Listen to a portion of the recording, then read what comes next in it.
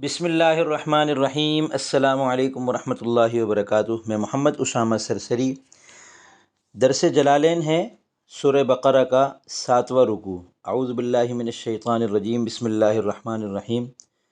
وَاذْكُرْ اِذِ اسْتَسْقَىٰ مُوسَىٰ أَيْ طَلَبَ السُّقْيَا لِقَوْمِهِ وَقَدْ عَطِشُوا فِي التِّيهِ فَقُلْنَا اضْرِب بِّعَصَاكَ الْحَجَرَ وَهُوَ الَّذِي فَرَّ بِثَوْبِهِ خَفِيفٌ مُرَبَّعٌ كَرَأْسِ رَجُلٍ رُخَامٌ أَوْ كَذَّانٌ فَضَرَبَهُ فَانْفَجَرَتْ انشَقَّتْ وَسَالَتْ مِنْهُ اثْنَتَا عَشْرَةَ عَيْنًا بِعَدَدِ الْأَسْبَاطِ قد علم كل أناس سبط منهم مشربهم موضع شربهم فلا يشركهم فيه غيرهم وقلنا لهم كلوا واشربوا من رزق الله ولا تعثوا في الأرض مفسدين حال مؤكدة لعاملها من عثية بكسر المثلثة أفسد وإذ قلتم يا موسى لن نصبر على طعام أي نوع منه واحد وهو المن والسلوى فادع لنا ربك يخرج لنا شيئا مما تنبت الأرض من للبيان بقلها وقثائها وفومها حنطتها وعدسها وبصلها قال لهم موسى أتستبدلون الذي هو أدنى أخس بالذي هو خير أشرف أي تأخذونه بدله والهمزة للإنكار فأبوا أن يرجعوا فدعا الله فقال تعالى اهبطوا انزلوا مصرا من الأمصار فإن لكم فيه ما سألتم من النبات وضربت جعلت عليهم الذل والهوان والمسكنة أي أثر الفقر من السكون والخزي فهي لازمة لهم وإن كانوا أغنياء لزوم الدرهم المضروب لسكته وباءوا رجعوا بغضب من الله ذلك أي الضرب والغضب بأنهم أي بسبب أنهم كانوا يكفرون بآيات الله ويقتلون النبيين كزكريا ويحيى عليهم السلام بغير الحق أي ظلما ذلك بما عصوا وكانوا يعتدون يتجاوزون الحد في المعاصي وكرره للتاكيد۔ اس رکوع میں حضرت موسیٰ علیہ السلام نے اللہ تعالیٰ سے پانی کی درخواست کی تو اللہ تعالیٰ نے بنی اسرائیل کے لیے پانی کا بندوبست فرمایا میدان تیہ میں، جس میں ان کو سزا کے طور پر اللہ تعالیٰ نے سرگردہ رکھا ہوا تھا بنی اسرائیل کو۔ اور پھر اسی جگہ ان کے لیے جو من و سلوہ اتر رہا تھا تو بنی اسرائیل نے موسیٰ علیہ السلام سے کہا کہ ہمیں من و سلوہ کھا کھا کے تھک گئے ہیں، تو ہمیں ہمارے لیے اللہ تعالیٰ سے دعا کریں کہ ہمیں اللہ تعالیٰ کچھ سبزیاں ترکاریاں وغیرہ عطا فرما دیں۔ تو اب اس میں جو ہے وہ پہلی آیت کے اندر تو استسقاء ہے، یعنی موسیٰ علیہ السلام کا اللہ تعالیٰ سے پانی مانگنے کا ذکر ہے، اور پھر اللہ تعالیٰ نے یہ دعا بھی قبول فرما لی۔ گویا یہاں تک تو اللہ تعالیٰ نے مسلسل نعمتوں کا ذکر فرمایا، اور وَإِذْ قُلْتُمْ يَا مُوسَىٰ سے پھر بنی اسرائیل کی جو نافرمانیاں تھیں ان کو اللہ تعالیٰ نے ایک ایک کر کے بیان کیا ہے، نافرمانیاں اور بے ادبیاں۔ ترجمہ دیکھیں اور یاد کیجیے اس وقت کو جب موسیٰ نے پانی مانگا، موسیٰ علیہ السلام نے استسقاء ای طلب السقیا نکال کر یہ بتایا کہ یہ باب استفعال ہے، یہ طلب ماخذ کے لیے آتا ہے۔ استسقاء کا ماخذ سقیا ہے یعنی پانی، اور استسقاء کا مطلب ہے پانی کو طلب کیا، لقومہ اپنی قوم کے لیے، وقد عطشوا فی التیہ وہ میدان تیہ میں پیاسے ہو گئے تھے۔ میدان تیہ اس میدان کو کہتے ہیں جس میں اللہ تعالیٰ نے ان کو سرگردہ رکھا ہوا تھا، اور اس سرگردہ رہنے کو اللہ تعالیٰ نے یتیہونا سے تعبیر کیا ہے، تو اس یتیہونا کی مناسبت سے اس میدان کو میدان تیہ کہتے ہیں۔ فقلنا ہم نے کہا موسیٰ علیہ السلام سے کہ اضرب بعصاک الحجر اپنی لاٹھی کو پتھر پر ماریں، تو انہوں نے لاٹھی پتھر پر ماری، یہ محذوف ہے۔ فانفجرت من اثنتا عشرۃ عینہ تو وہاں سے 12 نہریں اللہ تعالیٰ نے جاری فرما دی۔ ابھی الحجر سے کیا مراد ہے، کون سا پتھر مراد ہے؟ تو اس میں ایک تو عام مفسرین کی رائے یہ ہے کہ کوئی بھی پتھر مراد ہو سکتا ہے، الف لام جنس کے لیے ہے، یعنی کوئی بھی کسی بھی پتھر پہ اپنی لاٹھی کو مارو۔ اب چونکہ الف لام ہے تو یہاں پر مفسر علامہ جلال الدین سیوطی رحمۃ اللہ علیہ نے اس لام کو لام عہدی قرار دیتے ہوئے بتایا کہ اس سے خاص قسم کا پتھر مراد ہے۔ وَهُوَ الَّذِي فَرَّ بِثَوْبِهِ اور یہ وہ پتھر ہے جو موسیٰ علیہ السلام کے کپڑے لے کر بھاگ گیا تھا۔ اب اللہ جانے یہ کیا قصہ ہوا تھا، اور اس پتھر کی صفات بتائیے۔ یہ ہوا مبتدا ہے، الذی فر بثوبہ خبر اول ہے، خفیف خبر ثانی، مربع خبر ثالث، اور رخام او کذان خبر رابع۔ کہ وہ پتھر جو ہے موسیٰ علیہ السلام کے کپڑے لے کر بھاگ گیا تھا، اور یہ پتھر تھا ہلکا سا تھا، یعنی بھاری بھرکم پتھر نہیں تھا، چوکور تھا، کراسی رجل انسانی چہرے کی طرح تھا، رخام سفید تھا، او کذان یا پھر نرم تھا، فضربہ موسیٰ علیہ السلام نے اس پر لاٹھی ماری۔ یہ محذوف اس لیے نکالیں گے کہ اللہ تعالیٰ نے فرمایا کہ لاٹھی کو پتھر پہ مارو، اور پھر اللہ تعالیٰ نے آگے فرمایا کہ نہریں بہہ گئیں۔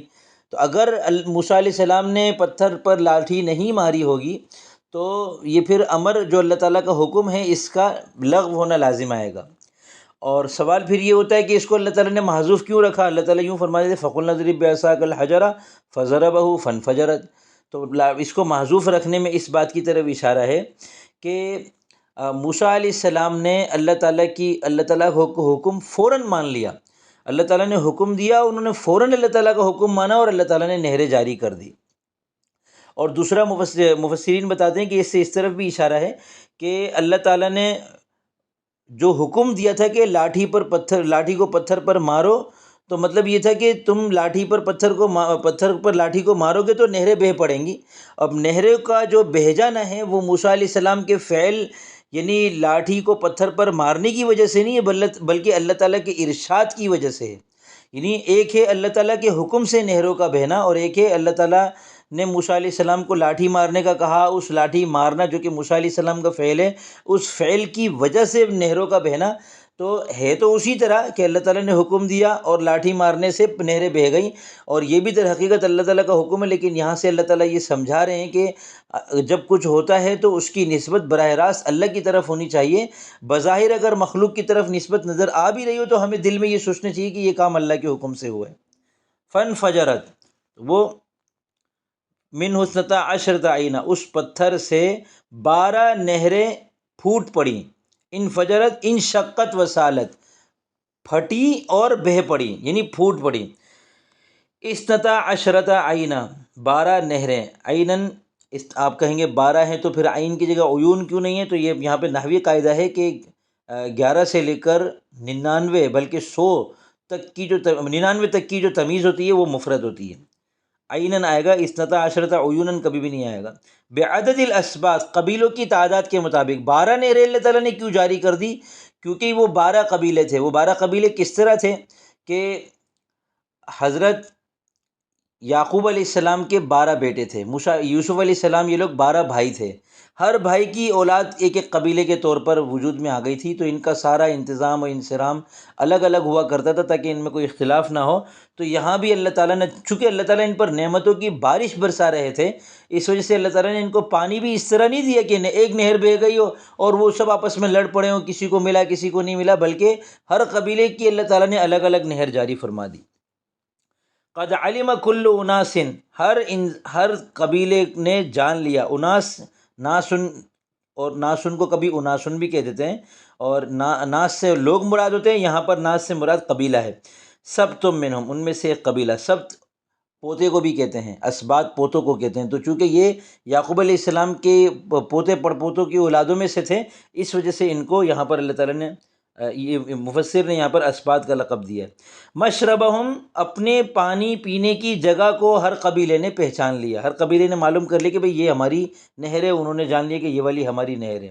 تو یہ دیکھیں، یہ بھی اللہ تعالیٰ کا ایک انعام ہو گیا کہ 12 نہریں تھیں تو 12 نہریں بھی ان کو اللہ تعالیٰ نے سجھا دیں کہ بھئی تمہاری یہ نہر ہے، تمہاری یہ نہر ہے۔ فلا یشرکہم فی غیرہم، تو وہ ہر قبیلہ اپنے قبیلے کے علاوہ کسی اور کو اپنی نہر میں شریک نہیں کرتا تھا۔ وقلنا لہم، اور ہم نے ان سے کہا کھاؤ پیو اللہ تعالیٰ کے رزق میں سے اور زمین میں فساد مت پھیلاؤ۔ اب یہاں پر لا تعثوا فی الارض مفسدین کی نحوی تحقیق کر رہے ہیں کہ مفسدین جو ہے یہ اپنے عامل یعنی لا تعثوا کی ضمیر سے حال ہے، اور یہ حال کون سا ہے؟ حال مؤکدہ ہے۔ کیسے؟ کیونکہ تعثوا جو ہے یہ عصیہ سے ہے، عصیہ میں سا جو کہ مثلثہ جس کو کہتے ہیں، مثلثہ کا مطلب ہے سا، یعنی جب اعراب بتا رہے ہوتے ہیں کسی حرف کے تو اگر اس کے اوپر یا نیچے 3 نقطے ہوں تو اس کو مثلث سے کہا جاتا ہے۔ اب نیچے 3 نقطے تو پے کے ہوتے ہیں اور اندر 3 نقطے چے کے ہوتے ہیں، وہ تو اردو میں ہے، تو عربی میں مثلثہ سے مراد صرف سا ہوتی ہے۔ تو مثلثہ کے زیر کے ساتھ یعنی عصیہ یا سا، لا تعثوا یعثوا یعثیان یعثونا، اسی سے لا تعثوا نہیں کا صیغہ بنا، اور اس کا ترجمہ ہے افسدہ، عصیہ کا ترجمہ ہے افسدہ، تو لا تعثوا کا ترجمہ ہوگا لا تفسدوا۔ اب لا تفسدوا فی الارض جب کہہ دیا زمین میں فساد مت مچاؤ، اس حال میں کہ تم فساد مچا رہے ہو، یہ تاکید کے لیے ہے۔ تو یہ مراد ہے حال مؤکدہ سے، کہ یہ مفسدین جو ہے لا تعثوا کی ضمیر سے حال ہے، یہ حال برائے تاکید ہے، کیونکہ تعثوا کے اندر خود فساد کے معنی موجود ہے۔ یہاں تک تو اللہ تعالیٰ نے بنی اسرائیل کی نعمتوں کا تذکرہ فرمایا ہے۔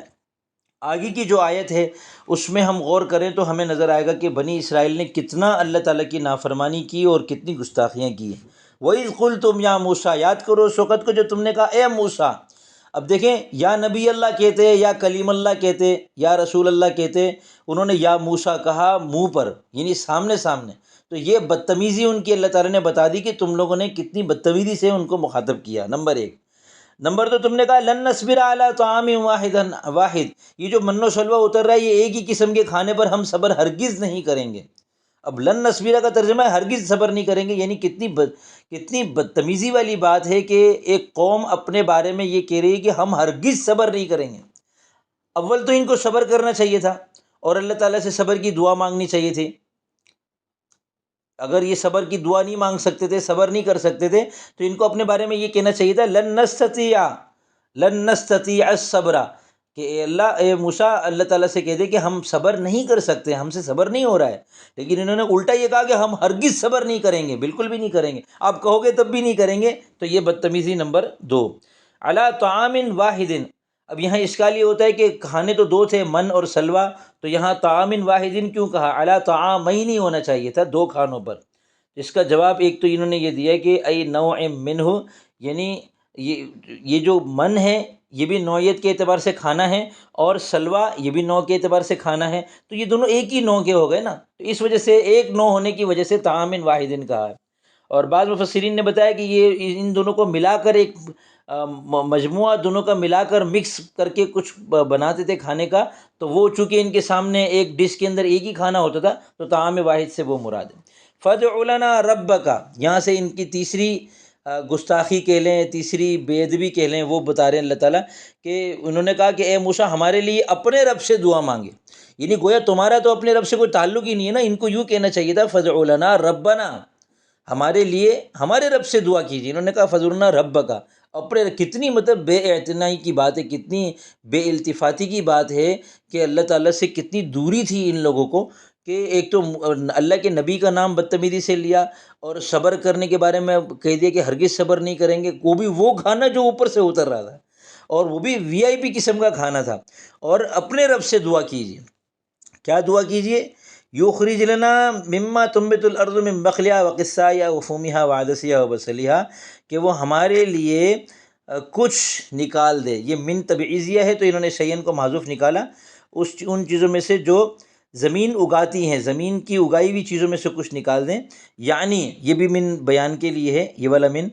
اور بقلیہ کا مطلب ہے بقلیہ زمین کا ساگ، وقصہ ککڑی، فوم گندم، عدس مسور کی دال، بصل پیاز، یہ ہمارے لیے جو نا یہ زمین کی سبزیاں ترکاریاں وغیرہ نکال دیں۔ قال لهم موسیٰ، موسیٰ علیہ السلام نے ان سے کہا اتستبدلون الذی هو ادنی بالذی هو خیر، کہ تم گھٹیا چیز کو اچھی چیز سے، گھٹیا چیز کا تبادلہ کر رہے ہو، اچھی چیز کے بدلے گھٹیا چیز لے رہے ہو، تم اچھی چیز کے بدلے گھٹیا چیز لے رہے ہو۔ اب اس سے کیا مراد ہے اچھی چیز کے بدلے گھٹیا چیز لے رہے ہو؟ تو اس میں یہ بھی مراد ہو سکتا ہے کہ من و سلوہ بہترین غذائیں ہیں، تم ان کے مقابلے میں یہ والی غذائیں مانگ رہے ہو۔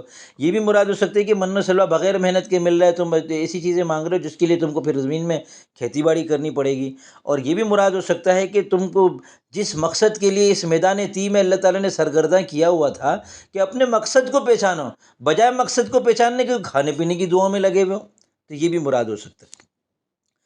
ادنا کا ترجمہ اخص کر دیا، اخص کہتے ہیں خسیس ترین یعنی گھٹیا ترین، اور خیر کا ترجمہ کیا اشرف یعنی بلند مرتبے والی۔ ایتا خزونہ بدلو یعنی گھٹیا کو اچھی چیز کے بدلے لے رہے ہو۔ والحمزۃ للانکار، یہ جو اتستبدلون میں حمزہ ہے یہ استفہام انکاری کے لیے ہے۔ استفہام انکاری کا مطلب پھر یہ ہوتا ہے کہ یہاں پر نہیں مراد ہے کہ ایسا مت کرو، یعنی گھٹیا چیز کو اچھی چیز کے بدلے مت لو۔ فابوا، تو انہوں نے انکار کر دیا، ان یرجعوا، لوٹنے سے انکار کر دیا، اپنی بات سے رجوع نہیں کیا انہوں نے کہا نہیں ہمیں تو یہی چاہیے۔ فدعا اللہ، انہوں نے موسیٰ علیہ السلام نے اللہ تعالیٰ سے دعا مانگی، تو اب اللہ تعالیٰ نے کیا فرمایا، اہبطوا مصرن، یعنی کسی ایک شہر میں، شہروں میں سے کسی شہر میں اتر جاؤ۔ یہ ہبطہ یہبطو کا مطلب ہوتا ہے اوپر سے نیچے آنا، اور انزلوا کا مطلب بھی ہوتا ہے اوپر سے نیچے اترنا۔ اب یہ اوپر تھے شہر نیچے تھا ایسا مراد نہیں ہے، بلکہ یہاں عربی کا ایک اصول یہ ہے کہ جب ہم سفر سے واپس آتے ہیں تو جب ہم اپنے مقام پہ پہنچتے تو ہم سواری سے اترتے ہیں، تو اس سواری سے اترنے کی مناسبت سے کسی بھی شہر میں آنے کو، داخل ہونے کو، پڑاؤ ڈالنے کو حل یحلو کہا جاتا ہے، نزل ینزلو کہا جاتا ہے، ہبط یہبطو کہا جاتا ہے۔ تو اتر جاؤ شہر میں، کسی شہر میں اتر جاؤ، فإن لکم فیہ ما سألتم، اس شہر میں تمہارے لیے وہ ہے جو تم نے مانگا، من النباتی، یعنی جو تم نے زمین کی نباتات مانگی، کھیتی وغیرہ، زمین کی ترکاریاں وغیرہ، وہ سب تمہیں یہاں مل جائے گا۔ اب اللہ تعالیٰ نے چونکہ ان کی جو غلطیاں تھیں، کوتاہیاں تھیں، بدتمیزیاں تھیں، بدعنوانیاں تھیں، ان کی اللہ تعالیٰ نے ان کو سزا سنائی۔ وَضُرِبَتْ جُعِلَتْ عَلَيْهِمُ الذِّلَّةُ وَالْمَسْكَنَةُ، ذلت اور فقیری کو ان پر مسلط کر دیا گیا، ان پر اس کی مہر لگا دی گئی، ان پر طاری کر دی گئی، ذلت اور مسکنت، ٹھیک ہے۔ ذلت کا ترجمہ الذل والہوان، ذل اور ہوان دونوں ذلت اور خواری کو کہتے ہیں۔ مسکنت کا ترجمہ ہوتا ہے مسکینی، یعنی فقیری کا اثر۔ یہ مسکنہ سکون سے ہے، اور سکون اور رسوائی سے ہے، ٹھیک ہے، یعنی رسوا ہونا مراد ہے، رسوائی، بے عزتی، ذلت اور رسوائی مراد ہے۔ فہی لازمۃ لہم، اب یہ رسوائی ان کو لازم رہے گی یہودیوں کو۔ وَإِن كَانُوا أَغْنِيَاءَ، اگرچہ یہ مالدار ہوں یہ ذلیل و خوار ہی رہیں گے۔ لزوم الدرہم المضروب لسکتہ، جیسا کہ ٹھپا لگایا ہوا درہم اپنے سکے کے لیے لازم ہوتا ہے۔ یہاں پر تھوڑا سا مقلوب عبارت ہے، حاشیے میں لکھا ہوا ہے کہ یہاں پر مراد یوں ہونا چاہیے تھا لزوم السکۃ للدرہم المضروب، کہ جیسے سکہ جو ہے سکے کو ٹھپا لازم ہوتا ہے، یعنی سکہ بناتے ہیں نا، اس کے اوپر ٹھپا لگا دیتے ہیں، مہر لگا دیتے ہیں، تو وہ سکہ کتنا ہی بڑا کیوں نہ ہو، وہ مہر اس کے اوپر سے کبھی ختم نہیں ہو سکتی۔ ایسے ہی یہودیوں پر اللہ تعالیٰ نے ذلیل اور خوار ہونے کی ایسی مہر لگا دی ہے کہ اب یہ مالدار بھی ہوں گے تو یہ ذلت اور خواری کی مہر ان پر سے ختم نہیں ہوگی، اور یہ ہمیشہ کسی نہ کسی کے محکوم رہیں گے۔ یہ اللہ تعالیٰ نے ان کو قیامت تک کے لیے سزا سنا دی ہے۔ اب بعض لوگ جو یہ سمجھتے ہیں کہ آج جو ہے وہ اسرائیل جو اتنی عزت والا نظر آ رہا ہے اور اتنا مالدار ہے اور اتنا طاقتور ہے، عرب ریاستیں اس سے ڈرتی ہیں اور جس پر چاہتا ہے ظلم کرتا ہے، فلسطین پر اس نے مظالم کے پہاڑ توڑے ہوئے ہیں، ساری دنیا دیکھ رہی ہے۔ تو نمبر ایک تو یہ دیکھیں کہ یہ اس وقت پوری دنیا میں اپنی تمام تر طاقت کے باوجود، محشر سامانیوں کے باوجود، یہ ذلیل و خوار ہو رہا ہے، ذلیل ہو رہا ہے، ساری دنیا اس کو ظالم مان رہی ہے۔ دنیا کے اور کتنے غیر مسلم جو ہیں وہ اس کے خلاف کھڑے ہوئے ہیں اور یہ کہہ رہے ہیں کہ اسرائیل جو ہے وہ ظالم ہے، نمبر ایک۔ اور نمبر دو، یہ ہمیشہ جو ہے وہ یہ یہاں پر ایک تو اللہ تعالیٰ نے ان پر ذلت طاری کر دی، یعنی دنیا میں اب جو صدیاں گزر گئی ہیں کبھی بھی ان کی سلطنت قائم نہیں ہو سکی۔ اس وقت بھی دنیا میں عیسائیوں کی سلطنتیں ہیں، یا ہندوؤں کی ہیں، مسلمانوں کی ہیں، مسلمان حالانکہ ٹوٹے ہوئے ہیں، بکھرے ہوئے ہیں، لیکن کئی مسلم ریاستیں موجود ہیں، اور ان کے پاس ایک ٹکڑا ہے اور جس کی ریاست کے تسلیم کرنے کے پھڈے آج بھی چل رہے ہیں۔ تو ان کو جو ہے نا باقاعدہ طور پر ریاست کہیں بھی نہیں ملی ہوئی، دیکھیں۔ اور دوسری بات یہ ہے کہ یہ ہمیشہ جو ہے وہ عیسائیوں کے اور جو دوسری جو بڑی طاقتیں ہیں دنیا کے اندر، برطانیہ ہے اور عیسائی ہیں، ان دو بڑی طاقتوں کے زیر تسلط ہے، یہ ان کا محکوم ہے، ان کے آگے غلام ہے یہ، اور یہ ان سے دیکھیں مدد مانگ رہا ہوتا ہے، اسلحہ مانگ رہا ہوتا ہے، تو مالدار ہونے کے باوجود یہ اپنے آپ کو فقیر ظاہر کر رہا ہوتا ہے اور ان لوگوں سے مدد مانگ رہا ہوتا ہے، ان کی بات مان رہا ہوتا ہے، تو یہ محکوموں والی زندگی گزار رہا ہے، یہ عزت والی زندگی نہیں گزار رہا، اور قیامت تک اسرائیل کا یہی رہے گا۔ یہ اسرائیل سے بڑا یہودیوں کا قیامت تک اللہ تعالیٰ نے ان کے لیے یہ سزا سنا دی ہے گویا۔ وَبَاءُوا بِغَضَبٍ مِّنَ اللَّهِ، یہ لوٹے یعنی مستحق ہوئے اللہ تعالیٰ کے غضب کے۔